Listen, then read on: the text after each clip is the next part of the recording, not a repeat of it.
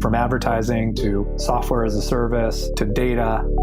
Across all of our programs and clients, we've seen a 55 to 65% open rate. Getting brands authentically integrated into content performs better than TV advertising. Typical lifespan of an article is about 24 to 36 hours. If we're reaching out to the right person with the right message and a clear call to action, then it's just a matter of timing. Welcome to the MarTech Podcast, and I Hear Everything production. In this podcast, you'll hear the stories of world-class marketers that use technology to drive business results and achieve career success. We'll unearth the real-world experiences of some of the brightest minds in the marketing and technology space so you can learn the tools, tips, and tricks they've learned along the way. Now here's the host of the MarTech Podcast, Benjamin Shapiro. Welcome to the MarTech Podcast. I'm your host, Benjamin Shapiro, and today we're going to talk about automating your marketing funnels. Joining us is Jordan Mederich, who is the founder of DropFunnels, which is the world's first tech-free platform to easily build your entire website, blog, sales funnels, SEO-powered blog, courses, and more, built on the world's most powerful and fast infrastructure, WordPress. And today, Jordan and I are going to discuss the perfect offer formula. All right, here's the first part of my conversation with Jordan Mederich, the founder of DropFunnels. Jordan, welcome to the MarTech Podcast. Glad to be on. I've been excited to chat with you for a while. And you've been such a wonderful, patient guest. I missed our last meeting and you're still here. I am greatly appreciative of you making the time. I've been looking forward to this conversation for a while now, and you've got the answers to the quiz that I am currently taking. We are building new products, starting new sales process, trying to find sponsors and content as a service clients and doing growth for other podcasters. I have got so many sales problems. They are coming out of my ears. Please help. Where do I start? So yeah, if we dive into marketing, what is marketing in general? Before we even get into specifics, I can't tell you how many companies and business owners I talk to. And I say, so what are you doing with marketing? And they kind of look at me questioning, like, what is that? What do you mean by that question? Is it flyers? Is it logos? Is it live events? You mean our Facebook account? Right? We have a sign on our store, right? That's marketing.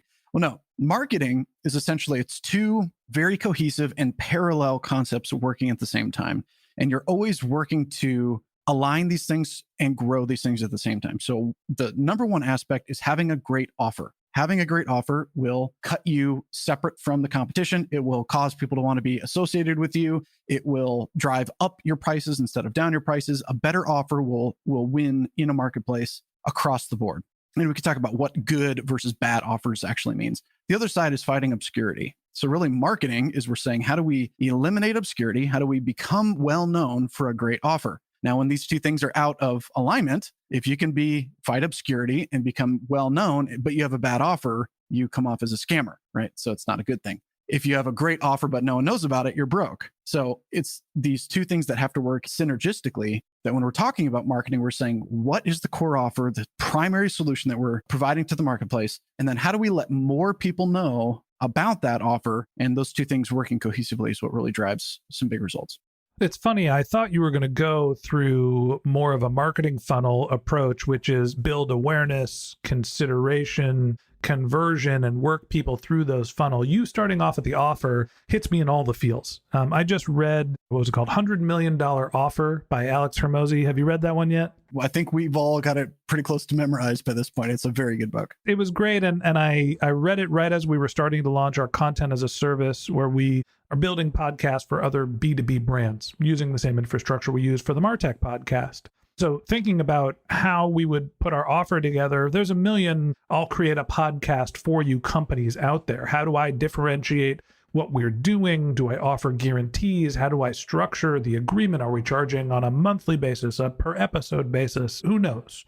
I won't go into the great details of everything that we decided we were going to do to put together our offer, but tell me a little bit about your structure for building the perfect offer. What's your formula? I recommend as a baseline, everyone read $100 Million Offers. It's a great kicking off point and really helps you to understand even what is an offer. And if you're under the belief that, hey, I sell plumbing services, no, that's not your offer. That is the category of product that you're selling out in the marketplace. what you're selling, let's say you're a plumber, for example, you are saving the mom or dad from having to plunge or snake out their own pipes and having to avoid all of that unnecessary stress and work and grossness. You're saving people's sanity. So that's really what the offer is. It's what it provides, not necessarily just what we label it as. So I think that when you're going through creating an offer, I like to think of it more as a triad. So if you're trying to separate yourself out, so we assume everyone here listening, you have an offer. It could be a digital course, could be a consulting offer, could be physical products, could be anything. But to separate yourself out, you have to be one or two of these three things. So you need to be either better, faster, or cheaper, and not all three. So the best thing that you can do to separate your offer is to be the best. What that means is you literally give a better experience. The product is generally better. I've been on many podcasts, and I would say this one here is a better podcast than some other podcasts where a host doesn't know what they're doing. It's just from an objective perspective, it's a very clear-cut differentiator between a good offer and a bad offer. If we're talking about going faster, anytime that you can say you can't be the best, maybe you can't really provide the absolute best. Maybe there's category kings. I'm in a very saturated red ocean myself. And so it's extremely difficult to be the category king in a specific space, but you can separate yourself out by being faster. So however quickly you can deliver a result increases your overall value and increases the value of that offer.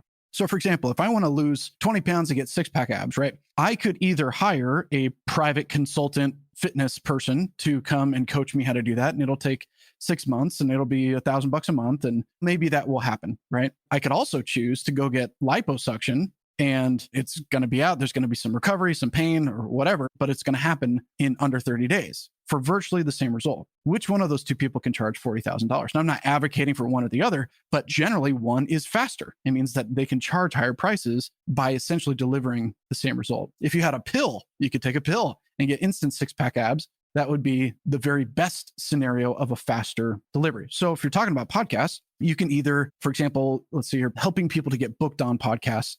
If you could get me connected with the highest ranked podcast, and it's an elite level, very in-depth and network-oriented style offer where it's like, hey, we're going to get you on Joe Rogan's podcast, that's objectively better than someone who cannot get me on Joe Rogan's podcast. Similarly to when we're talking about being faster, you can be faster by saying, I'm going to get you booked on more shows than the last time, even if the price consideration was the same or whatever.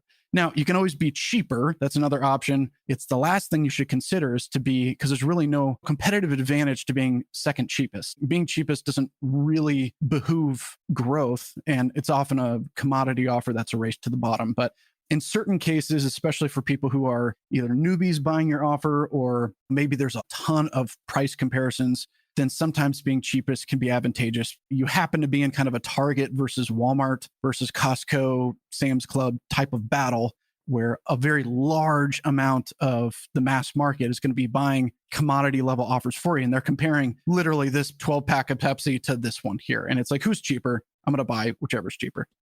Commodity goods, you're forced to choose based on price or availability. Generally, not just in business, but in life, often you're choosing between fast, cheap, and good. You get to pick two. I'll give you the example of where we landed for our content as a service. Putting together our offer, we wanted to be good and fast. We can produce a daily stream of podcast, video, social, and blog content in 2 to 4 hours of our client's time. And we charge $1,200 per episode, which is per episode cheaper, but we make you do 3 to 5 episodes. So the total price that people are paying is more expensive because of the value, because of the amount of content that you're getting.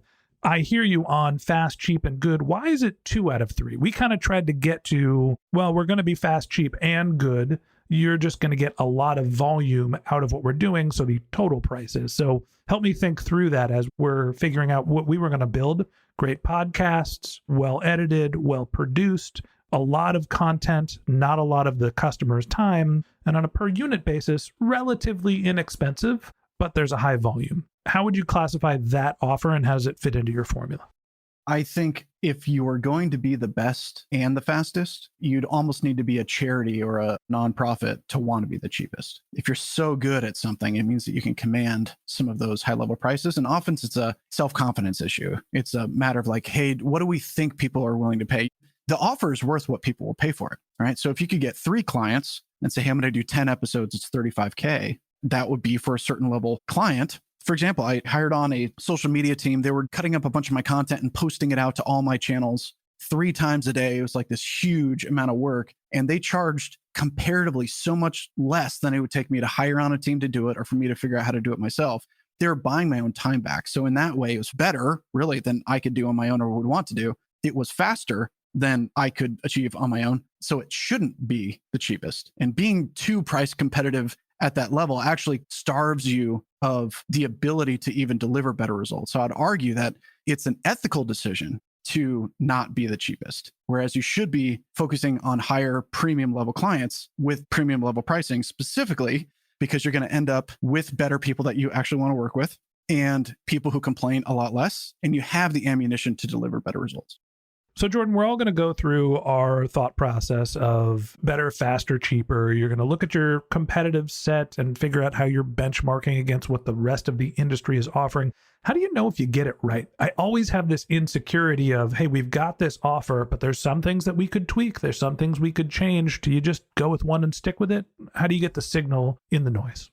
So your offer is what I would define as being irresistible if, when your prospects are presented with that offer, A, they feel stupid if they don't do it. That is the number one mark of an incredibly good and powerful irresistible offer. Very powerful, and it would be extremely high in terms of conversions, would be when people feel like, if I don't do this, I would be dumb. I would be regretful. And the other side of that is when you start to feel like, I can't believe I'm only charging this amount for this offer. So when those two things are in tandem, when you feel so confident in the offer that you're like, man, my prices should be so much higher, right? That doesn't mean that you underprice yourself, but you feel like you believe in yourself, because sales is the transference of confidence. So when I have so much belief and confidence in my offer that I would almost feel stupid for giving it away for this investment, and the customer feels like, I would be dumb not to do this, you know you're on the verge of a great offer.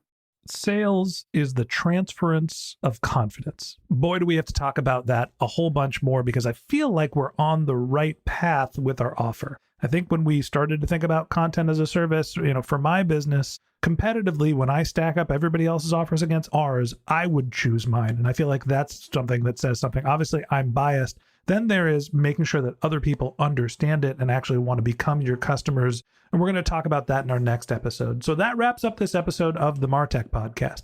Thanks to Jordan Mederich, the founder of DropFunnels, for joining us. Join us again tomorrow when Jordan and I continue our conversation talking about conversational tactics to eliminate sales objections. If you can't wait until our next episode and you'd like to learn more about Jordan, you can find a link to his LinkedIn profile in our show notes. You can find him on all sorts of social network. His handle, it's universal. It is YourBroJordo. That's YOURBROJORDO. Or you can visit his company's website, which is dropfunnels.com. And you can even email him at jordan@dropfunnels.com. Just one more link in our show notes I'd like to tell you about. If you didn't have a chance to take notes while you were listening to this podcast, head over to martechpod.com, where we have summaries of all of our episodes and contact information for our guests. You can also subscribe to our weekly newsletter, and you can even send us your topic suggestions or your marketing questions, which we'll answer live on our show. Of course, you can always reach out on social media. Our handle is MarTechPod, MarTechPod, on LinkedIn, Twitter, Instagram, and Facebook, or you can contact me directly. My handle is Ben J. Shap, BenJShap.